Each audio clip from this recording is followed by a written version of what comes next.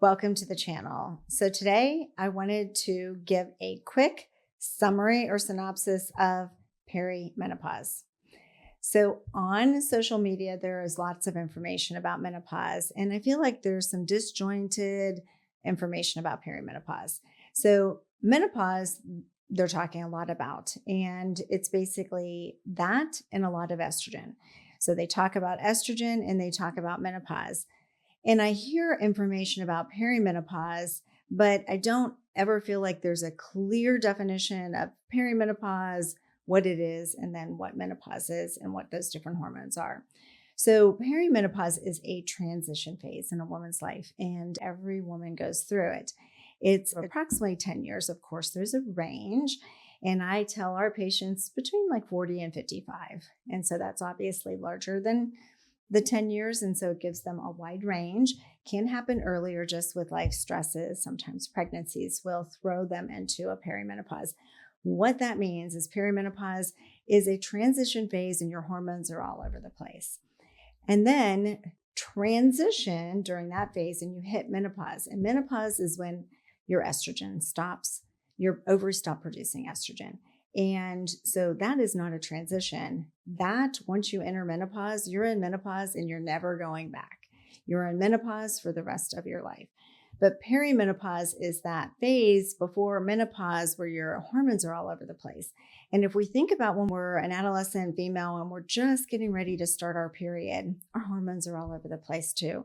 And when we're in perimenopause and we're getting ready to enter that rest of our life phase of menopause, our hormones are all over the place, very much like they were when we were starting our period or getting ready to start our period.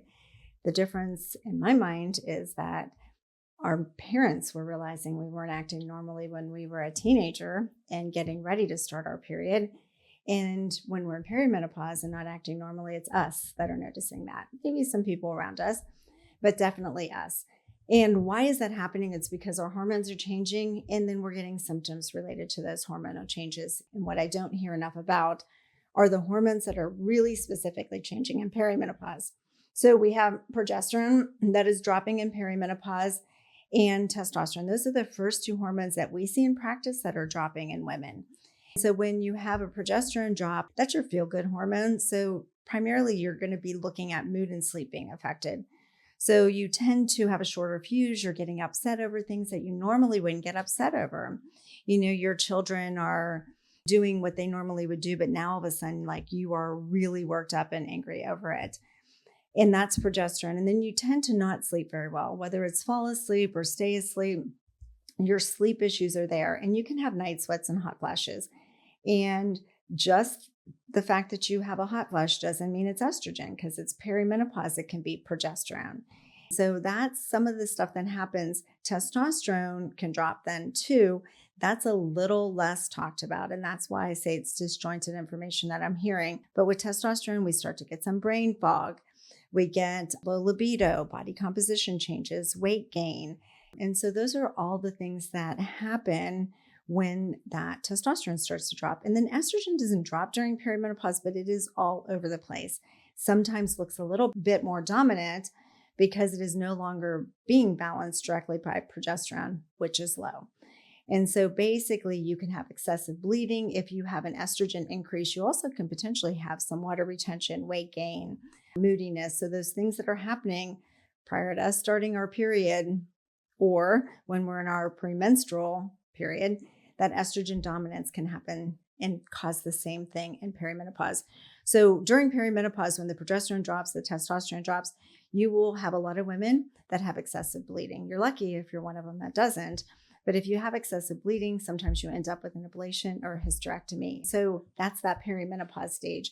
And so when I hear this and we have these conversations on a daily basis, we do a ton of women in hormones. I'm a hormone specialist.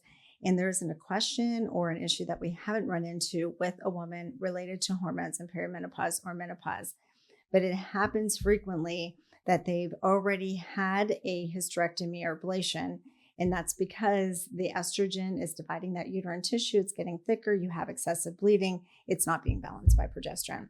So potentially, if we could just balance and optimize your progesterone, we could potentially balance that estrogen, which is fluctuating during perimenopause. So there's ways that you can, again, talk to a provider or hormone specialist about how you would supplement or optimize progesterone during perimenopause. But if somebody comes to me and they're in perimenopause and not on progesterone, maybe in the capsule form, which is the only thing that helps with sleep, then that probably means if they have sleep issues that they're not being managed correctly. And then if they're not on testosterone and they're perimenopause and they have a low sex drive, they have brain fog, they have energy issues, they have weight gain, body composition changes because we're not going to build muscle as well. And then there's some other fitness type stuff you can do during perimenopause and menopause to help that. But if you're not building muscle as well, as good, then you won't metabolize as fast. So some weight gain and some body composition changes will happen. And so if they're not on testosterone and they're on progesterone or they're on a birth control, like if the whole picture isn't being addressed, and then we know they're not being managed well.